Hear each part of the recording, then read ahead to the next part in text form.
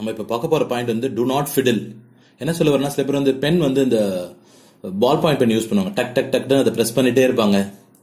சில பேர் என்ன பண்ணுவாங்கன்னா, முடி இருக்கும், அது அப்படியே கொஞ்சம் முடி வந்து அட்ஜஸ்ட் பண்ணிட்டே இருப்பாங்க, கோம் பண்ணிட்டே இருப்பாங்க. சில பேர் அப்பதான் வந்து வீரபாண்டிய கட்ட முன்னாடி மீசையை முறி கூட்டிட்டு இருப்பாங்க. சில பேர் வந்து தாடியை தடவி விட்டுருப்பாங்க. தயவு செய்து உங்களோட ஹேண்டை உங்க மவுத் கிட்ட கொண்டு போகாதீங்க, உங்க மவுத் கிட்ட கொண்டு போகாதீங்க. என்ன இன்டர்வியூ நினைப்பாருன்னா, இவன் கான்பிடண்டா இல்ல, இவன் சொல்றது சில பொய்கள் இருக்குன்னு தோணும்.